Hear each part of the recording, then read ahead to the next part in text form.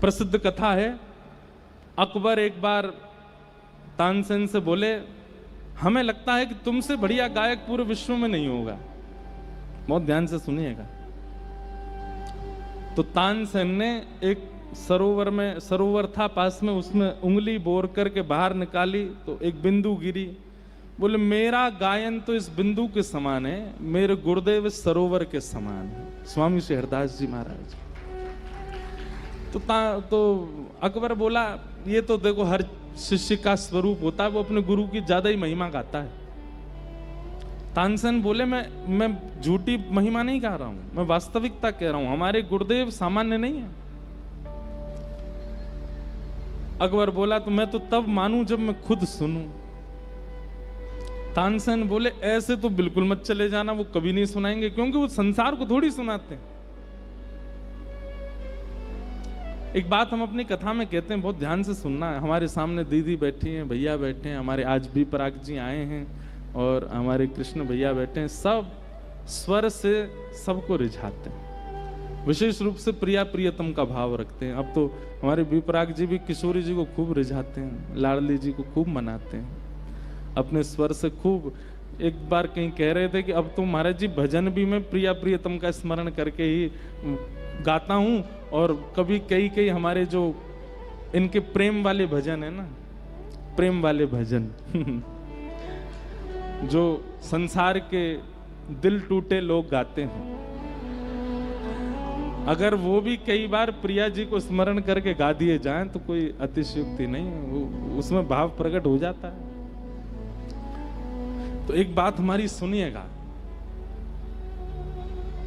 हमने इतने रसिकों के चरित्र पढ़ लिए, सुन लिए, अभी कोई बहुत नहीं पढ़ लिए, पर जितने पढ़ लिए उससे एक बात हमें समझ में आ गई कि ठाकुर जी को गायन बहुत प्रिय है। स्वयं नहीं गाते ठाकुर जी, गाते हैं, बहुत अच्छा स्वर है ठाकुर जी का, लेकिन ठाकुर जी को सुनना बहुत अच्छा लगता है। नरसिंह मेहता वो केदारा गा देते हैं तो ठाकुर जी ऐसे दौड़ के आते हैं जैसे मानो 56 भोग धराए हो नरसिंह ने, लेकिन ठाकुर जी को प्रिय लगता है।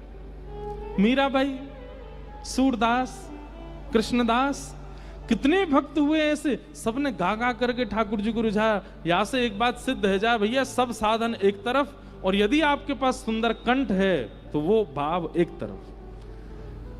साधन से व्यक्ति जितनी देर में ठाकुर जी को प्राप्त करेगा, कंठ से व्यक्ति उससे पहले ठाकुर जी को प्राप्त कर लेगा। अरे ये सब महापुरुष सामने बैठे हैं, ये लोग जब अपने भाव निमग्न होकर के संकीर्तन में जाते हैं ना, प्रवेश करते हैं, तो साक्षात प्रिया प्रियतम विहार करते दिखने लगते हैं सामने। गायन बहुत प्रिय लगता है ठाकुर जी को। तो तानसेन बोला, ऐसे तो बिल्कुल मत जाना, क्योंकि हमारे गुरुदेव भगवान जो हैं वो तो प्रिया प्रियतम को रिझाने के लिए गाते हैं, राजा फारा इनको नहीं सुनाते। वो संसार का व्यक्ति चाहे पूरी संपत्ति चरणों में धर दे, तो हमारे गुरुजी एक स्वर नहीं लगाएंगे। तो अकबर बोला, तो हमको क्या करना पड़ेगा? बोले, हमारे सेवक बन के चलो, हम अपने गुरुजी को प्रणाम करने जाएंगे, तुम हमारे दास, तंबूरा उठा करके चलो संग में। लेकिन अकबर सुनने का इतना राजी था, वो मान गया, बोले मैं दास बन के चलूंगा, पर अपने गुरुजी को सुनवाओ। तो तंबूरा उठा करके सेवक बन करके तानसेन का बादशाह अकबर वृंदावन आया, रूप बदल करके फटे पुराने से कपड़े पहन के तंबूरा उठा रखा है, जी हजूर करता चल रहा है तानसेन को। क्यों? स्वामी जी को सुनना है। निधिवन राज में जैसे गए, श्री कुंज बिहारी लाल जी की सेवा चल रही है, स्वामी जी महाराज सेवा कर रहे हैं। तानसेन को आते देख स्वामी जी बोले, बैठो, सेवा चल रही है, ठाकुर जी कुछ गाओ, सुनाओ।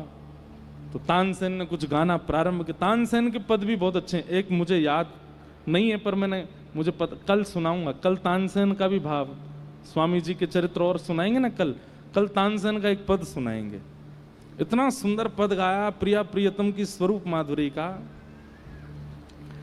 तो तानसेन गाने लगा, लेकिन उसने कहा कि पीछे बादशाह खड़ा है, इसको सुनना है गुरु जी को।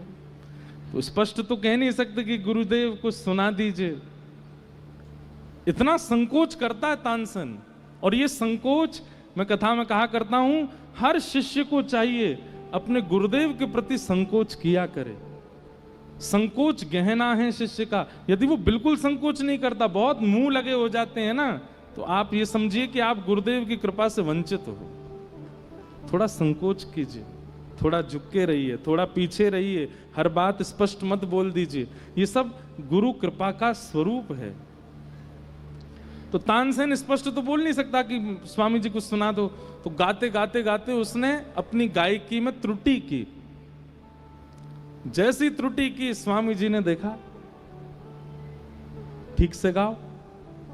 तो तानसेन बोला, गुरुदेव मुझे मेरा रियाज बिगड़ गया, आप ठीक करवा दीजिए। स्वामी जी समझ गए, बोले हम सब जानते हैं तुम हमसे सुनना चाहते हो, लेकिन ये त्रुटि करके और हमसे बस कर मैं त्रुटि करूं तो गुरुजी गाएंगे। कैसा संकोच है तानसेन का, इसीलिए तो स्वामी जी का शिष्य बना। स्वामी जी बोले लाओ हम गाते हैं।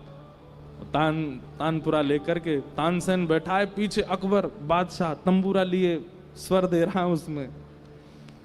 जैसे ही स्वामी जी ने गाना प्रारंभ किया, वृक्ष वल्लरियां मानो जैसे चैतन्य होकर के झूमने लगे। आकाश में चिलचिलाती धूप थी, पर मानो जैसे बादल आकर के सुंदर वातावरण बना दिया। सुंदर ब्यार बहने लगी, वायु में चंदन की सुगंधी आने लगी, कण झंकृत होने लगे। जहां जहां तक दृष्टि जा रही है वन में, मानो जैसे हिंसक जीव बाहर निकल करके कान ऊपर करके सब सुन रहे हैं। और ये सब तो था ही, वहां बैठे हर व्यक्ति के नेत्र बंद हो गए, सबके चित्त में कुंज बिहारी लाल प्रकट हो गए। ऐसा स्वर, केवल स्वर लगाया था।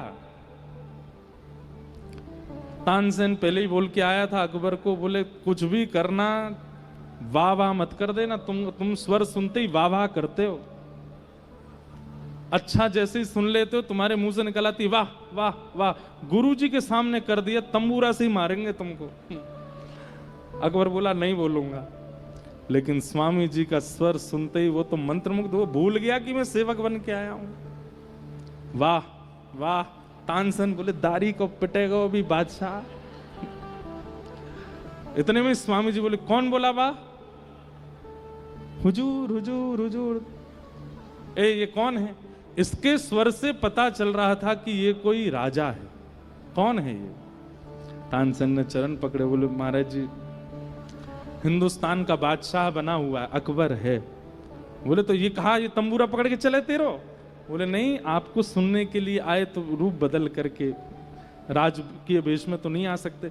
स्वामी जी को क्रोध तो आया, लेकिन इस बात से रीझ गए कि चलो कुछ भी हो, आचार्यों के सन्मुख आया, वृंदावन आया, राजकीय रूप में नहीं आया, सेवक बन करके आया।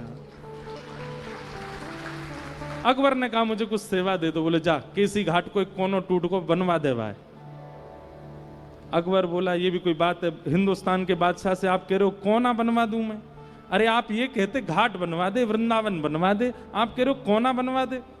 बोले पहले कोनो बनवा दे, फिर वृंदावन की बात करियो, जा। अकबर गया महाराज कोना देखने, तो एक सिड्डी का इतना सा कोना टूटा पड़ा। बोले इसके लिए स्वामी जी ने आज्ञा की इसको बनवा दो। तानसेन से बोला अकबर मुझे ऐसा लग रहा है जैसे मेरी तौहीन हो रही है। अरे ये कोई बनवा, ये बनवाऊंगा मैं? बोले पहले इसको तो बनवा दो, स्वामी जी की आज्ञा। कहते हैं आदि से ज्यादा संपत्ति लग गई, लेकिन वृंदावन का टूटा हुआ एक कोना नहीं बन पा रहा अकबर। अंत में जाकर के स्वामी जी के सामने नतमस्तक हो गया। बोले क्षमा कर दो भगवान, मुझसे गलती हो गई, मैं कोना भी नहीं बनवा सकता वृंदावन का। स्वामी जी बोले अब आई अकल ठिकाने, तू वृंदावन को निर्माण करेगो, तू वृंदावन को महिमा बनावेगो, ये श्यामा श्याम को नित्य विलास है।